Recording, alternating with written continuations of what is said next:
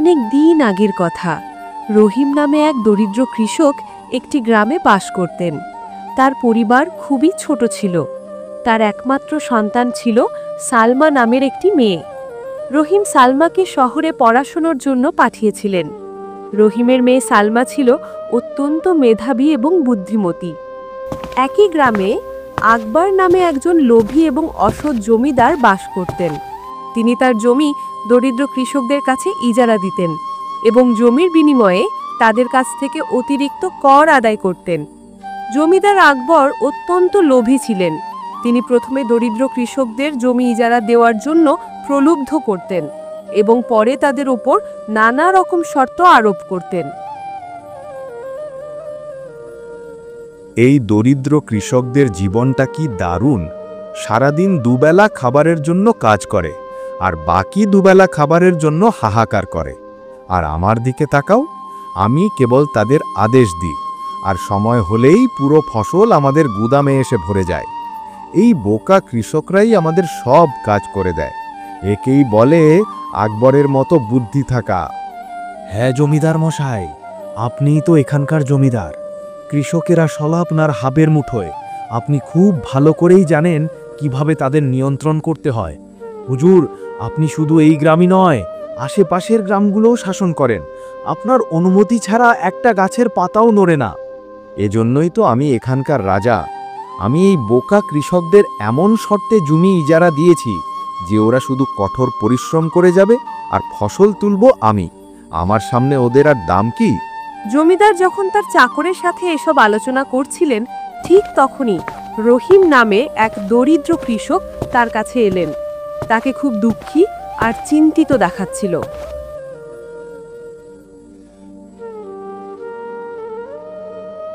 জমিদার মশাই, আমি শুনেছি আপনি কৃষকদের জমি ইজারা দিচ্ছেন। হ্যাঁ ভাই, তুমি ঠিকই শুনেছ। আমি আমার জমি কৃষকদের ইজারা দিচ্ছি।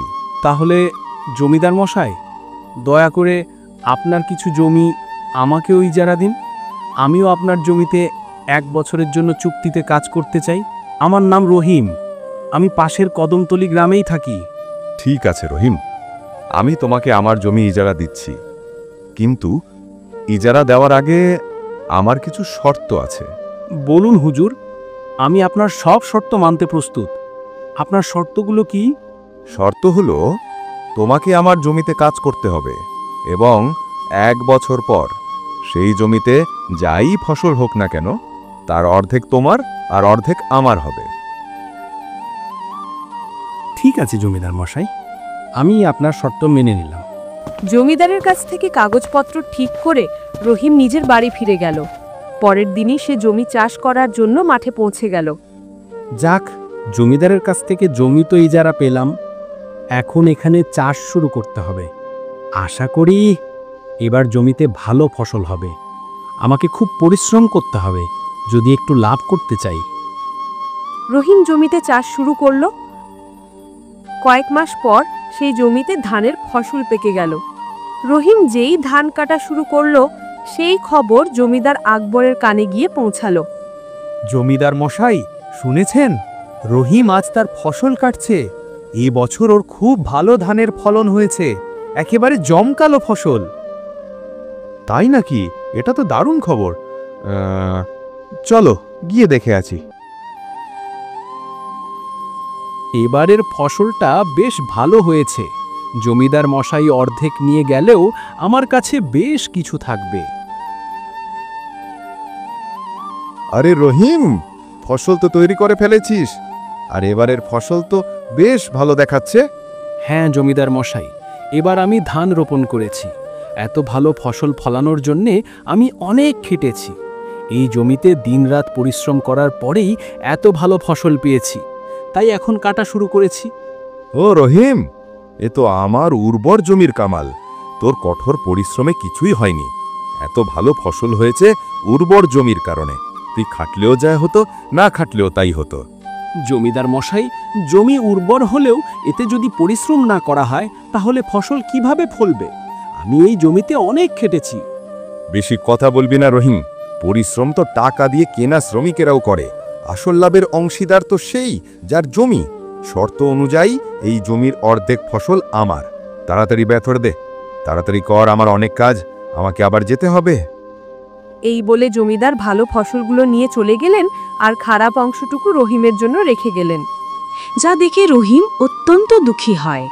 হায় আল্লাহ, এত পরিশ্রমের পরেও আমার ভাগে এইটুকু ফসল জুটল। এভাবেই বড় লোকেরা আমাদের মতো গরিবদের লুট করে। এত খেটেও আমরা কিছুই পাই না।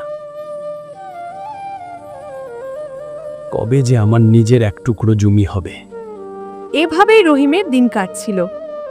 কয়েক মাস পর রহিমের মেয়ে সালমা, যে পড়ালেখা করার জন্য শহরে গিয়েছিল, সে গ্রামে ফিরে এলো। গ্রামে ফিরে সে গ্রামের পরিস্থিতি দেখে খুব দুঃখ পেল।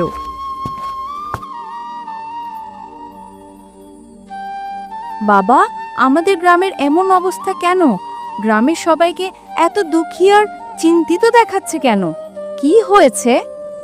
মা, সালমা, এটাই এই গ্রামের দরিদ্র কৃষকদের ভাগ্য। জমিদার আকবরের মতো লোকেরা আমাদের দারিদ্র্যের সুযোগ নেয়। আমরা কঠোর পরিশ্রম করি, আর জমিদার আকবরের মতো লোকেরা তার ফল ভোগ করে। আমাদের নিজস্ব কোনো জমি বা অধিকার নেই।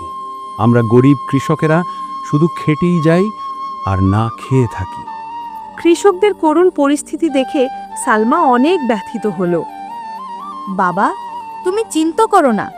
এখন আমি ফিরে এসেছি, এই অন্যায় আর চলতে দেওয়া যাবে না। আজ থেকে আমি তোমার সাথে খেতে কাজ করব এবং ওই লোভী জমিদারকে তার নিজের খেলাতেই হারাবো। আল্লাহ, এখন থেকে আমি বাবার সাথে মাঠে কাজ করব।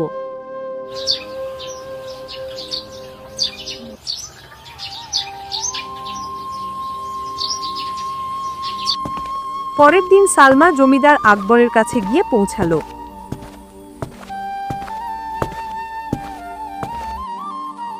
আরে সালমা, তুমি এখানে? বলো কি ব্যাপার? আমার কিছু জমি ইজারা নেওয়ার দরকার। তুমি একটা মেয়ে, তুমি কি এখন চাষাবাদ করবে? আরে তুমি তো এখনো বচ্ছি, তোমার অত শক্তি নেই। তুমি একজন শিক্ষিত মেয়ে, চাষের কাজ করতে পারবে না। না জমিদার মশাই, এমন বলবেন না। আমি শিক্ষিত হলেও একজন কৃষকেরই মেয়ে।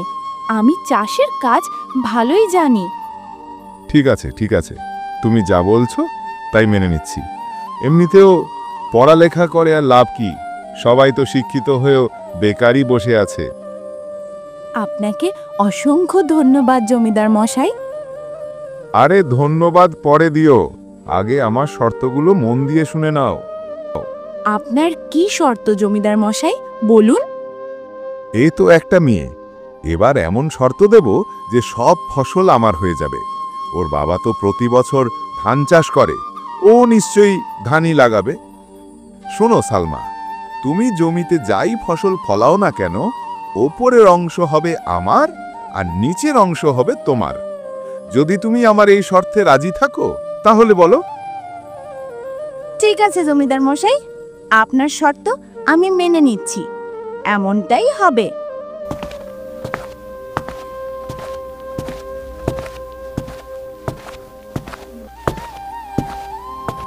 পরের দিন থেকে সালমা তার বাবার সাথে জমিতে কাজ শুরু করলো।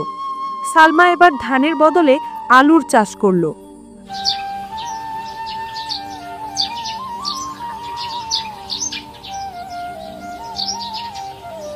কয়েক মাস পর যখন আলু তোলার সময় হলো, তখন ফলন খুব ভালো হলো।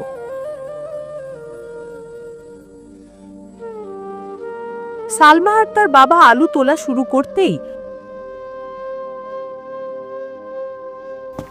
খবর পেয়ে জমিদার আকবর সেখানে এসে হাজির হলেন।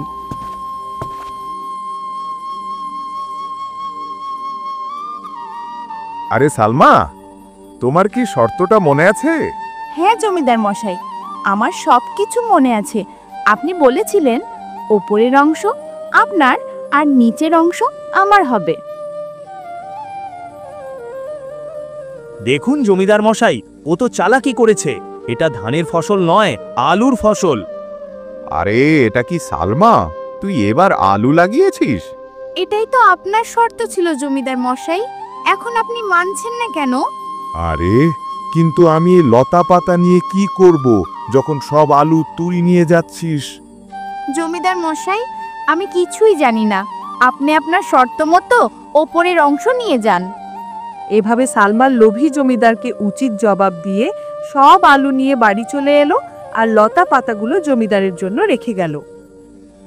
জমিদার মশাই, গ্রামের কেউ কোনোদিন আপনার সাথে চালাকি করার সাহস পায়নি, আর এই রহিমের মেয়েটা আপনাকে এত সহজে বোকা বানিয়ে দিল।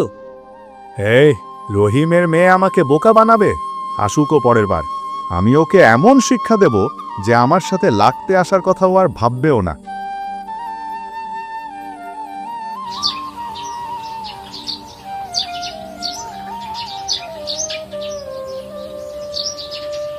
কিছুদিন পর সালমা আবার জমিদারের বাড়ি গেল। আসসালামু আলাইকুম। কেমন আছেন জমিদার মশাই?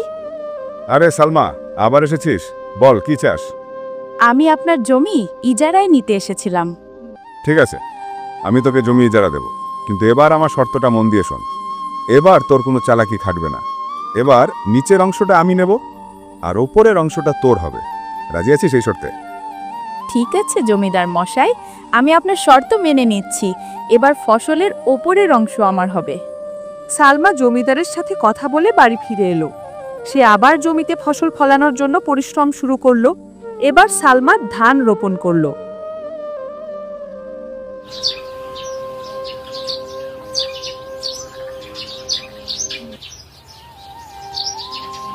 কিছু সময় পর ধানের ফলন খুব ভালো হলো। বাহ, এইবার ধানের ফসলটা কি দারুণ দেখাচ্ছে। মজা হবে এবার। আসুক ওই অসৎ জমিদারটা, তারপর ওকে একটা শিক্ষা দেব। কয়েকদিন পর জমিদার সালমার জমির কাছে এলেন। যখনই তিনি জমির কাছে পৌঁছালেন, ধানের ফসল দেখে তার মাথা ঘুরে গেল। এটা কি? এই সালমা এবার ধানের ফসল লাগিয়েছে? এই মেয়েটা তো আমার ধারণার চেয়েও বেশি চালাক। আসসালামু আলাইকুম জমিদার মশাই, কেমন আছেন? দেখুন, এবার আমি ধানের ফসল লাগিয়েছি, আর আপনার শর্ত অনুযায়ী ওপরের অংশটা আমার আর নিচের অংশটা আপনার। এভাবে সালমা তার নিজের চালাকিতেই তাকে দ্বিতীয়বার বোকা বানালো, আর জমিদার দ্বিতীয়বার ধোঁকা খেয়ে প্রায় পাগল হয়ে গেলেন। আরে হুজুর, ওই ছোট্ট মেয়েটার বুদ্ধি দেখুন।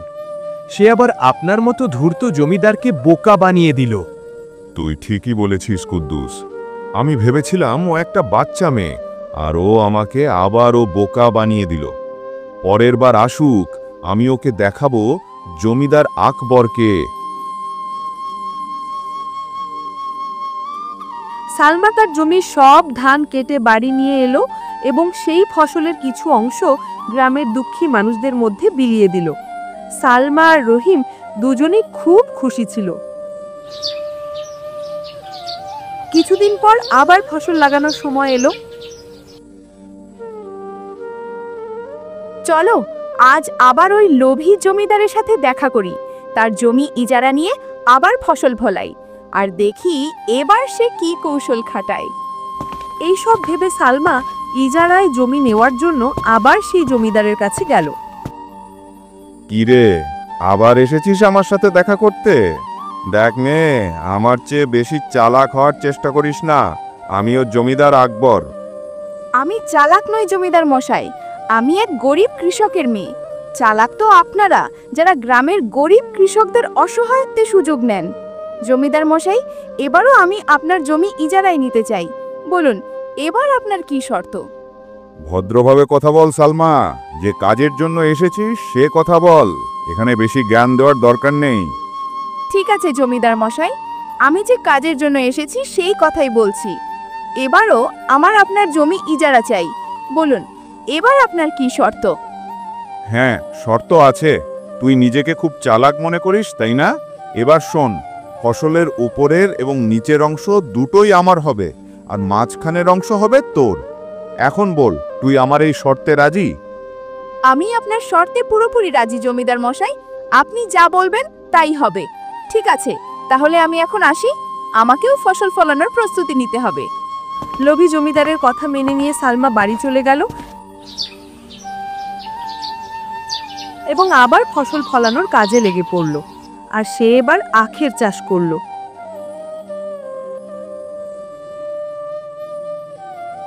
মা সালমা, এবার তুই কি ফসল লাগিয়েছিস? বাবা, এবার আমি আখের ফসল লাগিয়েছি, আর ফসল বেশ ভালো হয়েছে। এবারও ভালো লাভ হবে বাবা। এটা তো অনেক ভালো কথা মা, তুই এভাবেই পরিশ্রম করে যা।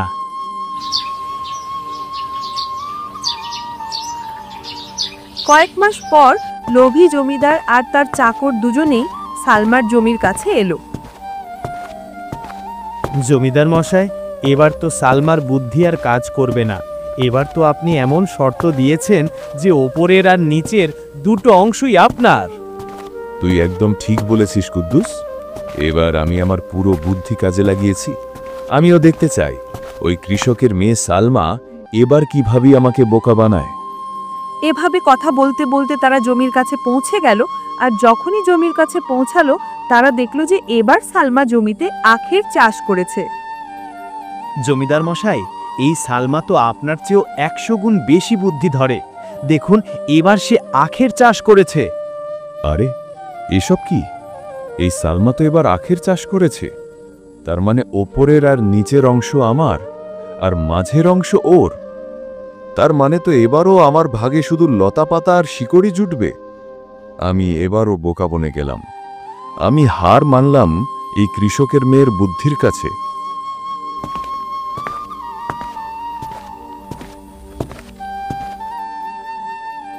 আরে জমিদার মশাই, আপনি এসেছেন? কেমন আছেন? আর আপনারা দুজনে ফিসফিস করে কি কথা বলছেন? বাহ, এক তো চুরি, তার উপর আলা সিনাজরি। তুই এবারও আমাকে বোকা বানালি, তাই না? না জমিদার মশাই, আমি আপনাকে কিভাবে বোকা বানালাম? বরং আপনিই তো গ্রামবাসীদের বোকা বানিয়েছেন।